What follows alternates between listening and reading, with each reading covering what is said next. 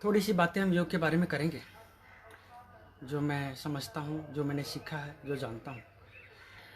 आज भी मैं अपने को योग का एक छात्र, एक निरंतर सीखने वाला छात्र ही समझता हूँ, क्योंकि योग अनंत है। इसमें बहुत सी चीज़ें हैं। कुछ चीज़ें आपको पता लग जाती हैं, इसका मतलब ये नहीं कि आप सब कुछ जानते हैं। कहते हैं ना, हरि अनंत हरि कथा अनंता। बहुत सी चीज़ें हैं इसमें। अब कुछ बेसिक नियम पर पहले मैं बात करूंगा, जो कि साधारणतः हम अवॉइड कर देते हैं। और मेरे पूरे जीवन का अनुभव, कम से कम 26 सालों से मैं योग कर रहा हूँ, तो मेरे पूरे जीवन का अनुभव ये है कि किसी भी फील्ड में आप फंसते तभी हैं जब आप बेसिक को इग्नोर कर देते हैं। चाहे वो कोई सब्जेक्ट पढ़ना हो या गेम हो या कोई तैयारी हो, आप वहीं फंसते हैं जहाँ कि आपने बेसिक को क्लियर न किया हो, ठीक न किया हो। तो योग, यदि आप योग के दिशा में जाना चाहते हैं, इसमें प्रवेश करना चाहते हैं, तो सबसे पहले आप समझ लीजिए, पतंजलि कहते हैं अथ योगानुशासनम। अब योग का अनुशासन प्रारंभ होता है। बिना डिसिप्लिन के यदि आप चाहते हैं कि आप योग में कुछ उपलब्धि कर सकें, नहीं कर पाएंगे। निश्चित कुछ चीज़ें आप कर लेंगे, थोड़ा सा आसन, थोड़ा प्राणायाम, कुछ क्रियाएं हो सकता है कि आप कर लें, लेकिन बहुत गहरी बातें आपसे चूक जाएंगी, छूट जाएंगी। समझ लीजिए इस बात को। डिसिप्लिन का मतलब, अनुशासन का मतलब, आपको किसी को कहना न पड़े, आपको समझ होनी चाहिए कि क्या करना है, क्या नहीं करना है, कैसे उठना है, कैसे खाना है, कैसे सोना है, सारा कुछ। ऐसा नहीं कि किसी के डर से, आपकी समझ होनी चाहिए कि यदि आपने कोई भी विधा चुनी है जीवन में, कोई भी विधा, उसमें उन्नति के लिए आप क्या कर सकते हैं। अब यदि किसी को खिलाड़ी होना है तो उसको उस तरह से तैयारी करनी पड़ेगी, उसको वर्कआउट करना पड़ेगा। यदि किसी को गायक होना है तो उस तरह से उसको सरगम का अभ्यास, तालों का, है ना, अलग अलग रागों का करना पड़ेगा निरंतर। किसी को कोई तैयारी करनी है तो उस तरह से उसको करना पड़ेगा। तो जीवन में यदि कोई भी सोच रहा हो, एक घर ही है, यदि आप सोचते हैं कि बिना अनुशासन के चल जाए, तो वो नहीं होगा, नॉट पॉसिबल। आप सोचते हैं कि हर एक व्यक्ति स्वतंत्र हो जाए, तो अब एक गाड़ी के बहुत से ड्राइवर हो जाए तो गाड़ी कहीं नहीं पहुंचेगी। ड्राइवर कोई एक ही होना पड़ेगा, तभी भले खराब से खराब ड्राइवर भी आपको पहुंचा देगा नियति पर। लेकिन यदि हर एक व्यक्ति उस ड्राइवर को कहने लगे ऐसे चलो या ऐसे चलो, इस तरह से करो, तो फिर कभी कभी कुछ लोग बैठ जाते हैं ऐसा, ड्राइवर बेचारा परेशान हो जाता है और एक्सीडेंट भी कर जाता है, मुश्किल में पड़ जाता है। तो उसी तरह से आपको ये समझ देखनी पड़ेगी कि जीवन में कैसे करें अनुशासन के साथ। तो योग का सबसे सुंदर समय जो है वो सुबह है। आप समझ लें इस बात को, सुबह का समय, इस कारण से क्योंकि सुबह का समय शांत होता है। जब आप विश्राम करके रात्रि भर के विश्राम के बाद आप उठते हैं, और आपने यदि तुरंत उठते ही चाय, कॉफ़ी या कुछ खाने पीने की आदत न डाली हो, तो आप योग का अभ्यास कर सकते हैं। यदि डाल भी ली हो तो थोड़े दिनों में आप छोड़ सकते हैं। सबसे पहले शुरुआत आप सुबह उठते ही, एक योगी कैसे शुरुआत करता है, एक योगी सबसे पहले उठते ही अपने नासिका को चेक करता है कि कौन सी नासिका चल रही है उसकी, राइट और लेफ्ट। जो राइट है वो सूर्य नाड़ी है, और जो लेफ्ट है वो चंद्र। पिंगला और ईरा, गंगा यमुना, और जब दोनों चलती है तो सरस्वती उसको कहते हैं। सुषुम्ना, वो देखता है कि किस तरह से उसकी नाड़ी गतिशील है। तो सबसे पहले जब आप सुबह उठते हैं, आप चेक करें। मैं बहुत गहरी बातें और बेसिक बातें आपको बता रहा हूँ, जो आपके बहुत काम की और जो मेरे अनुभव की हैं, और मुझे जाने अनजाने इसकी प्राप्ति हुई, सूक्ष्म से या अपने मेहनत से या कृपा से। एक ही बात कर सकते हैं, आप नाड़ी को चेक करें। सबसे आसान तरीका है, अपने नोज के पास आप अंगुली को ले आएं, किस तरफ से आपकी श्वास चल रही है, लेफ्ट, राइट और बोथ। जिस तरफ यदि राइट चल रही है आप अपने राइट पैर को नीचे रखें और लेफ्ट चल रही है तो लेफ्ट, और यदि दोनों ही चल रही है तो कुछ न करें, चुपचाप बैठ जाए आँख बंद करके। ज़्यादा देर दोनों चलती नहीं। क्या होगा इससे? शरीर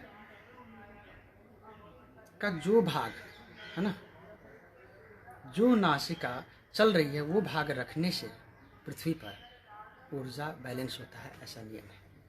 सुबह से ही आप अपनी ऊर्जा को प्रकृति से, ये जो प्रकृति है उसके साथ एक तारतम्य बिठाने की कोशिश करेंगे।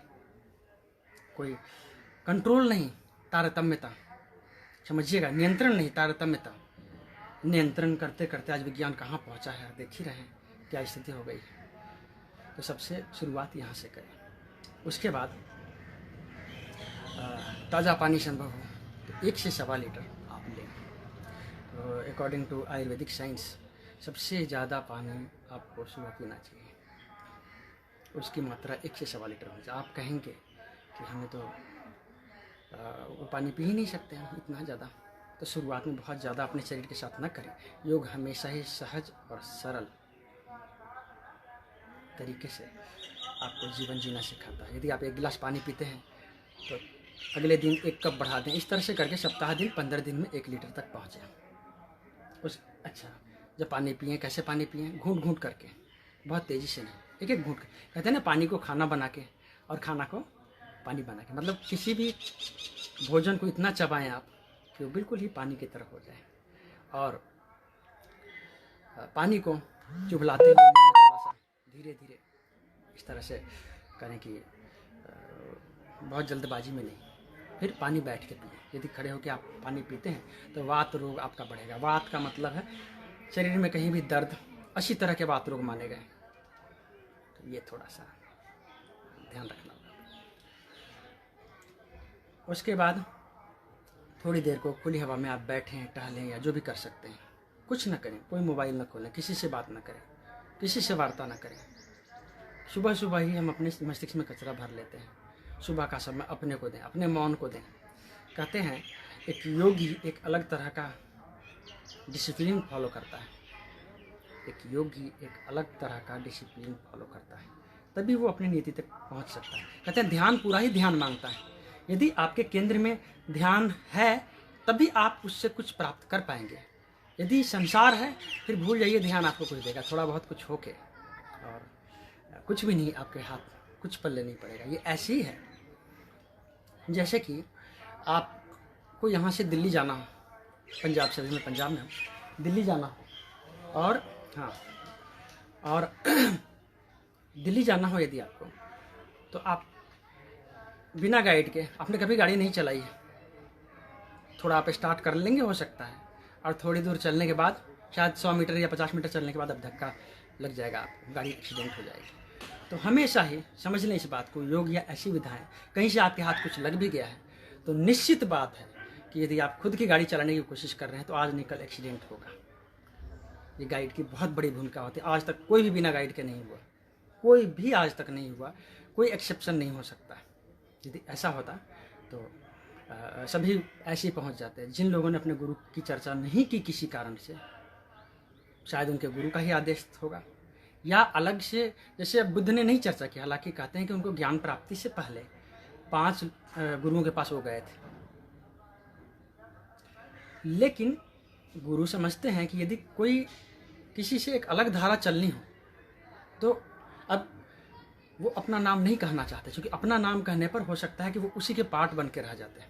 कभी कभी समय की मांग होती है, चाहे सिखिज्म हो या जैनियों की परंपरा हो, या बहुत सी ऐसी, या कबीर की परंपरा, बहुत सी ऐसी परंपराएं हैं जो कहती है कि हमारे गुरु है ना, शुरुआती गुरु के बारे में, कि भाई ऐसा नहीं होता, ऐसा कभी भी नहीं होता, कभी भी नहीं हो सकता है। समझ लें इस बात को, हमेशा कोई न कोई होता है जो आपको गाइड करे, जो समझाए, उसके बिना कुछ नहीं होता।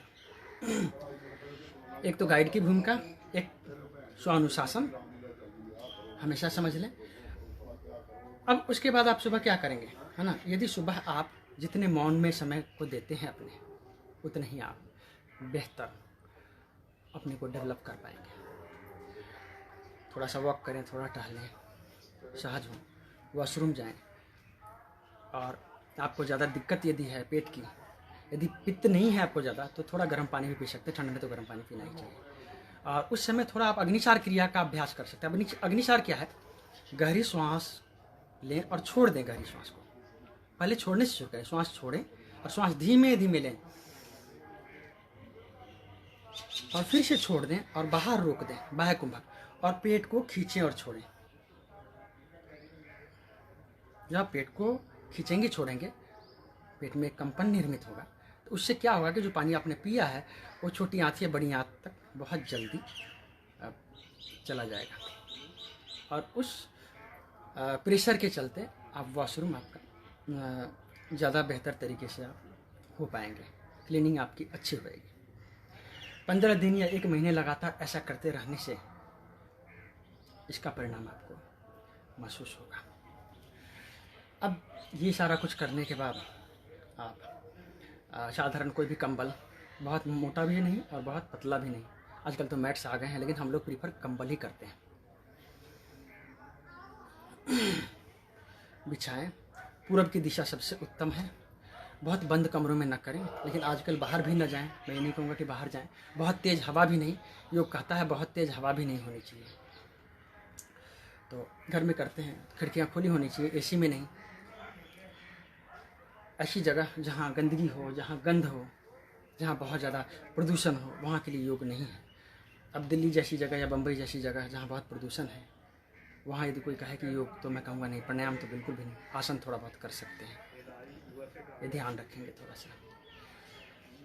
उसके बाद आसन से शुरुआत करें।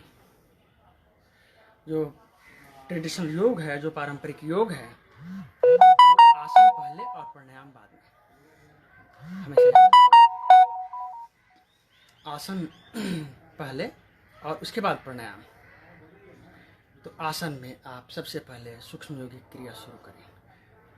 अपना आसन पूरब की तरफ रखें, पूरब तरफ की तरफ मुख रहे तो बहुत अच्छा है। भले सूर्य आपके कमरे से या जहाँ आप कर रहे हैं दिखे न दिखे, लेकिन ऊर्जा तो है, उधर से ही प्रकाश आ रहा है, तो उसी तरफ रखें।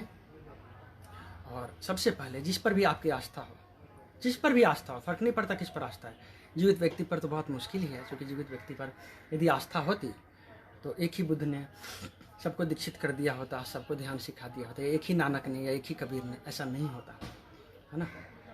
जीवित व्यक्ति पर बहुत मुश्किल है, क्योंकि उसमें आपको कमियां नज़र आएंगी। उसके शरीर का अपना भी कर्म बंद है। अभी कल ही कोई पूछ रहा था कि समाधि में भी फ़र्क है। मैंने कहा हाँ। कहते कैसे? मैंने कहा मैं नहीं कह रहा, जिन लोगों ने समाधि की धारणा दी वो कहते हैं। अब पतंजलि कहते हैं, पतंजलि योग दर्शन में समाधि की जो व्याख्या की है, ऐसे कई तरह की समाधियाँ, लेकिन मूलतः 4: सविकल्प समाधि, निर्विकल्प समाधि, सबीज समाधि, निर्बीज समाधि। सविकल्प मतलब विकल्प है, विकल्प के साथ जो होता है। और मैं अपने अनुभव से एक और बात जोड़ता हूँ इसमें, कि सविकल्प का मतलब है कि अभी आप लौट सकते हैं। निर्विकल्प कोई विकल्प नहीं रह गया, पर आप लौट भी नहीं पाएंगे दोबारा। अब ऐसी बड़ी आत्माएं हैं जो समाधि को उपलब्ध है, जो मुक्त हैं, लेकिन वो सविकल्प पर रुक जाती हैं। क्योंकि सविकल्प पर रुकने के बाद ऐसा होता है कि जैसे आप इस पार भी जा सकते हैं और लौट भी सकते हैं। आपने अभी अपने पूरे बंधन तोड़े नहीं, तो आप बार बार आ सकते हैं। और कई ऐसी आत्माएं करुणावश या अपने गुरु के आदेशवश या पूर्वार्ध के कर्मों के वश वो आती जाती होती। निर्विकल्प का मतलब है उन्होंने सारे बंधन तोड़ दिए, सारा कुछ समाप्त कर दिया। सविकल्प में भी व्यक्ति पूरा होता है, ये मैं बात जोड़ता हूँ अपने अनुभव से। जो सविकल्प समाधि को उपलब्ध व्यक्ति है वो भी पूरा होता है, बिल्कुल मुक्त पुरुष होता है। ये सच्चाई है। अंतर इतना ही है कि वो लौट सकता है। ज्ञान को प्राप्त करके वो पूरी तरह से, जैसे इस पार और उस पार दोनों तरफ। और निर्विकल्प का मतलब कोई विकल्प नहीं रहा, कुछ भी नहीं रहा, कोई बंधन नहीं रहा। उसने उस मन के यंत्र को ही बिल्कुल ही समाप्त कर दिया जाते वक्त। तो अब ये घटना ऐसे हुई थी विवेकानंद जी के साथ। विवेकानंद जी जब पहली बार समाधि को उपलब्ध हुए तो रामकृष्ण परमहंस ने पूछा क्या हुआ, क्या चाहते हो? तो उन्होंने कहा बस सुखदेव जी जैसी हालत हो कि एक बार खाने के लिए 15 दिन में या महीने में उतरूं, थोड़ा बहुत खाऊं, फिर समाधि में चला जाऊं, जब तक कि बाहर के बंधन है निर्विकल्प उसमें डूबा रहूं। तो रामकृष्ण ने कहा तू इतना बड़ा आधार है, तू ऐसी बातें कर रहा है, तेरे से उम्मीद नहीं तो फिर काम कौन करेगा? तो रामकृष्ण ने रोक दिया उनको। गुरु ऐसा कर सकता है, गुरु का ये अधिकार है। यदि गुरु है तो गुरु का ये अधिकार है, वो जहाँ चाहे आपको रोक सकता है कि नहीं। जब तक तू जाना ही चाहता है तो कोई बात नहीं, चलिए जाना, लेकिन जब तक तू काम मेरा पूरा नहीं करता है। क्योंकि विवेकानंद बाहर भी बहुत अद्भुत थे, पढ़ाई लिखाई उनकी अद्भुत हुई थी, कम्युनिकेशन स्किल अच्छे थे, फिलोसफी की जान बहुत और एक्टिव भी थे। हर एक व्यक्ति ज़रूरी नहीं है कि उसके डायमेंशंस और डेवलप हों। जरूरी नहीं कि एक व्यक्ति बहुत अच्छा खाना बनाता हो तो खाना बनाना सिखाना भी जानता हो, ये एक अलग बात है। दूसरों को सिखाने का भाव या दूसरों को सिखाने का तरीका आना, उसमें एक्सपर्ट होना, ये एक अलग बात है। एक अच्छा स्टूडेंट होना और एक अच्छा टीचर होना, दोनों दो बात है। तो विवेकानंद अच्छे टीचर बन सकते थे क्योंकि उनको बोलने में बहिर्मुखी प्रवृत्ति के थे, है ना, पढ़ने लिखने का शौक, लोगों को समझाने का शौक। और रामकृष्ण ने कहा कि नहीं, तुझे करना पड़ेगा, तुझे मेरा काम करना पड़ेगा। तो विवेकानंद को रोक दिया। विवेकानंद जिंदगी भर छटपटाते रहे कि मैं निर्विकल्प में चला जाऊं, नहीं जा पाए।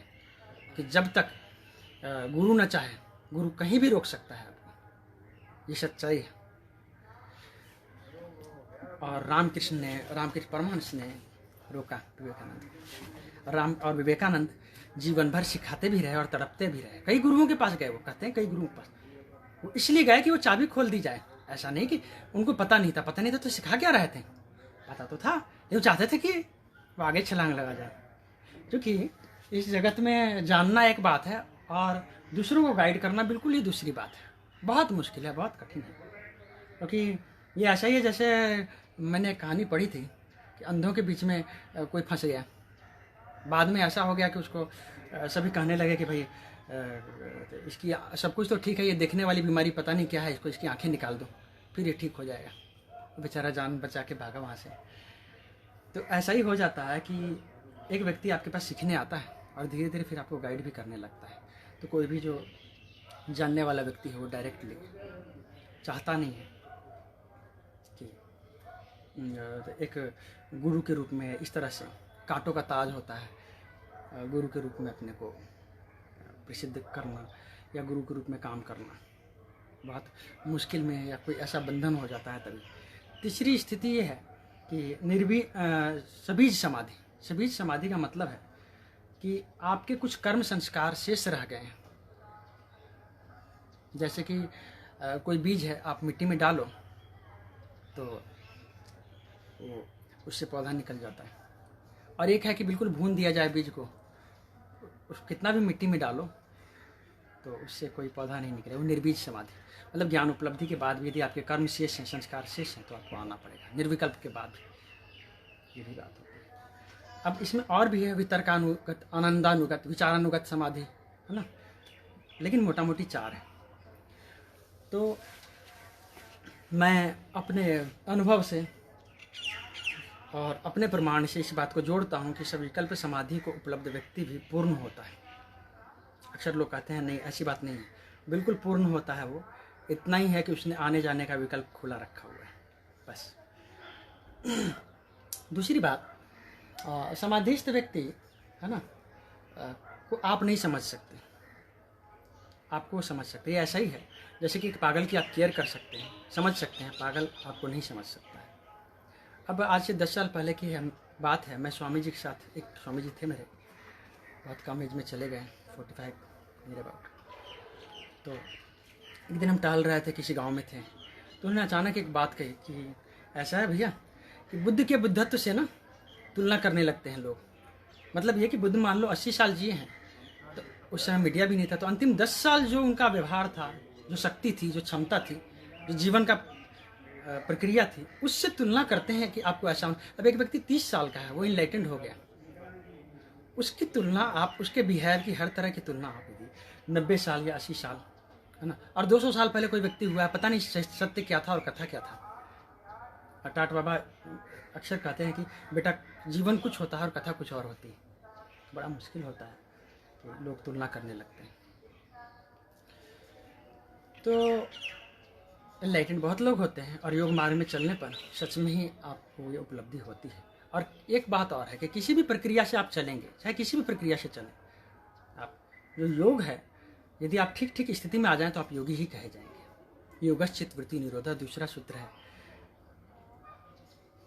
योग है चित्त के वृत्तियों का रुक जाना। चित्त क्या है? आपके मन में जो भी विचार उठ रहे हैं आगे या पीछे के बारे में, उसका रुक जाना है। जब रुक जाती है तो आप समझो कि योग में आपका प्रवेश हो जाएगा। फिर श्वासें रुक जाएंगी, आपका आभा मंडल बदल जाएगा, आपका चेहरा, आपकी आंखें, हर चीज़ कहेंगे कि ये मौन में जीता है व्यक्ति। सिर्फ बोलने की बात नहीं है। तो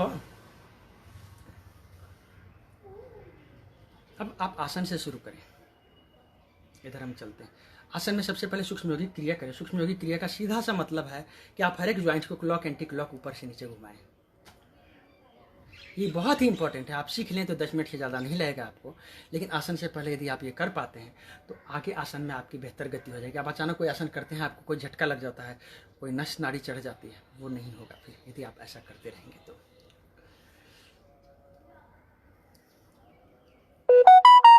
अब सूक्ष्म योगिक क्रिया करने के बाद आप सहज आसनों से शुरू करें। बिल्कुल सहज आसनों से आप आसपास किसी को भी पकड़ लें, समझ लें, जो सबसे सहज हो। याद रखें, आप जितना ही सहज तरीके से, ठीक है ना, जितना ही सहज तरीके से अपने शरीर पर काम करेंगे उतनी ही जल्दी आपको उपलब्धि होएगी। एक्सरसाइज नहीं है, संसार की गति अलग है, पूरी ताकत लगाओ, लेकिन योग एक अलग डायमेंशन में आपको जीना सिखाता है, बिल्कुल अलग डायमेंशन में। वो कहता है कि जो सहज है, जो सरल है, वही आपके काम का है, बाकी आज नहीं कल कष्ट देगा ही। तो वो आसन करें जो बहुत सहज हो, सरल हो आपके लिए।